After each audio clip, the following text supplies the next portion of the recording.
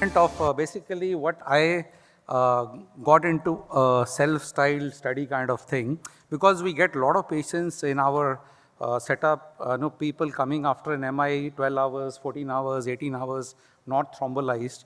And when they land up with us, most of them have some kind of LV dysfunction because they have not been thrombolized, and many a times they are asymptomatic with very mild LVF kind of a situation.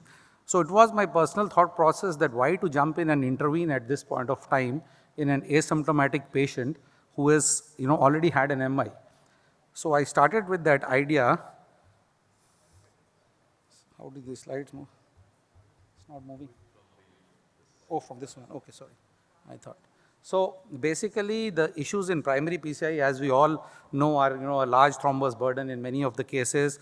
And when you try to do a PCI, and there may be a slow flow, and there be a no flow, there could be side branch occlusions and viability issues, and you could be landing up with multi-vessel disease in these patients. But if a patient comes within 12 hours, it's a standard protocol. Primary PCI is the best treatment. There is no doubt on that. The problem only occurs once the patient is out of the window period, and then you do an angiogram and you see there is a large thrombus. Now what do you want to do? Do you want to jump in and take risk of all these things, or you want to evolve some other strategy in which you can do a safer PCI? So I started with this idea, and I'll just go to the cases because they are very interesting. So as we all know, the factors which are associated with slow flow, no flow, the number of Q waves, lesion length, syntax score, IBP used before the intervention, low blood pressures, and reperfusion time more than 6 hours. So these are all theoretical things which we all read in the books. But I would like to come directly to the cases. There were some trials in which in Europe in which they tried to use a deferred kind of a strategy. In some of them, they deferred the PCI by about 8 or 9 hours. Others deferred by 2 to 3 days, and some deferred by a week. There was a French study in which they deferred by about 30 days. In that period, they gave some medications, which I will discuss with you. So the idea came to me from there now that I should maybe, look into this kind of a thing. So this is the first case, as you see. This is a evolved anterior wall MI. He had chest pain about 14, 18 hours back. He comes to us asymptomatic. We did his angiogram, and this is how his angiogram looks. You see in the proximal LAD, there is a large thrombus, and now the patient is asymptomatic. There looks to be underlying lesion in this situation, but I was not sure. So I didn't want to go and jump in an asymptomatic patient already with a borderline ejection fraction of 32%. So I started this concept of mine that I'll give him a single antiplatelet and a NOAC for 3 to 4 weeks. And I will call the patient every week to me, or we have their phone numbers. We'll ask them. If there is any significant pain, angina, or any other symptoms, we'll bring him back and go ahead. But as long as he is asymptomatic, I will not jump into the procedure before 3 or 4 weeks of this strategy. So after 4 weeks, I called the patient back, and now you see the thrombus is gone. There is an underlying non-critical lesion. So I didn't do anything, left the patient. I put him on anticoagulation for another month and single antiplatelet. Most of these studies which were done in Europe, they had dual antiplatelets plus NOACs. So the bleeding incidence was slightly higher in those studies. So I didn't use a dual antiplatelet because my thinking is if there is no stent, why do you need 2 antiplatelets? Then coming to the next case. Now this is chest pain 7 days back, anterior wall evolved MI, comes to us, looks very stable. We did the angio. See, the proximal LAD is totally occluded. Patient is asymptomatic. I don't want to go in. I again give him tirofiban for about 24 hours and my apixaban and clopidogrel for 4 weeks. After 4 weeks, I check his angio. You see the lesion which looked like an ostial lesion. There is a long proximal normal segment and the lesion is down there, and a simple lesion stented in 5 minutes. Patient went home, and as you can see, the LV doesn't look bad. In this period, I think his LV also improved a bit.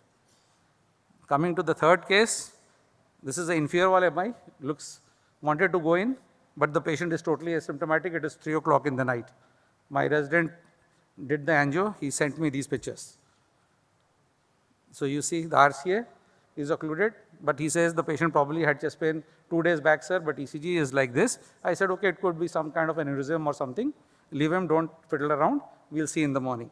Morning I came, put him on rivoxaban this time, 2.5 BID, single antiplatelets, 4 weeks later, this is the angio.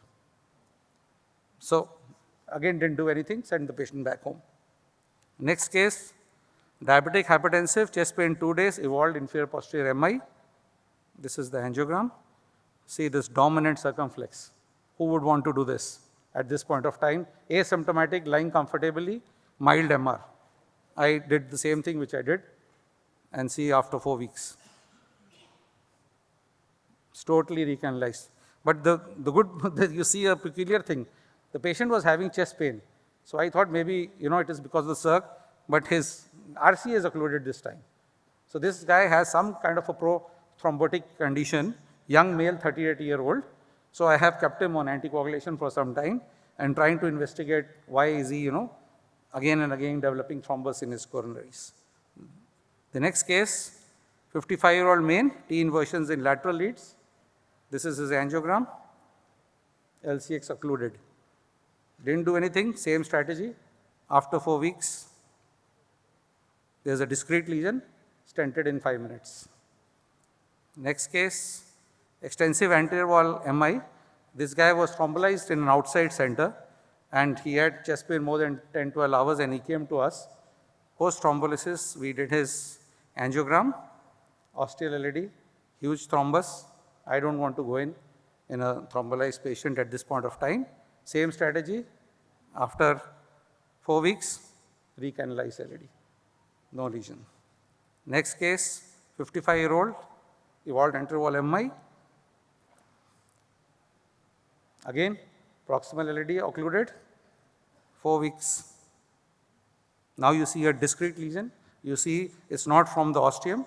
There is a proximal landing zone, there is a distal landing zone. Stented in 10 minutes. Patient is doing fine. Next case, anterior wall MI. Again, you see proximal LAD occluded. Same strategy. After 4 weeks. Now, this one didn't open completely, but at least now you can see there is a track. So you're not going in blind. We went in through the track and stented. Patient is fine. The next case, again, anterior wall MI, large thrombus in the proximal LAD. The vessel is flowing. Patient doesn't have angina. Same strategy, 4 weeks follow-up, gone. Next case, evolved anterior wall MI, large thrombus in the mid LAD, proximal to mid LAD, slow flow kind of situation already. I don't want to jump in. Same strategy. The lesion is much better now, stented it. Next case, anterior wall MI. Now, this one is different. This guy was thrombolized somewhere else about a month back and he came to us, we did his angiogram. Now, as you see, there's a diffuse disease distally, lot of thrombus in the proximal segment. I said enough is enough, let us do some work now. We're just giving, anticoagulation and enjoying life. Let's go ahead and do this case.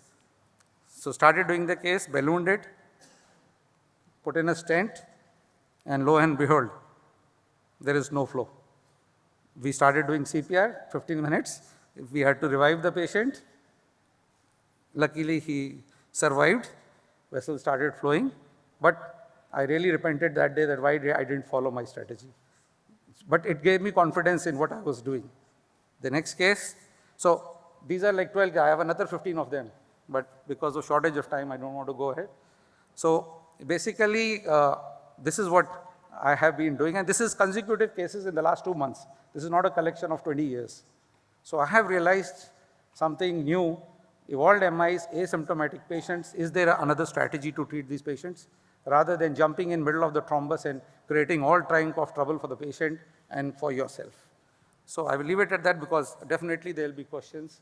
Some issues were there like viability assessment, but most of them remained asymptomatic. Their ejection fractions have actually improved. Some improved even before the PCI because probably the vessel opened up and whatever stunned myocardium, hibernating, fancy, all those terms which we read, something has happened. And these guys have improved. These are like 20 patients. I'm doing another 2 tomorrow. So it's very mind-boggling. I think a lot of academic people would have their daggers out on me, but it's something to think about.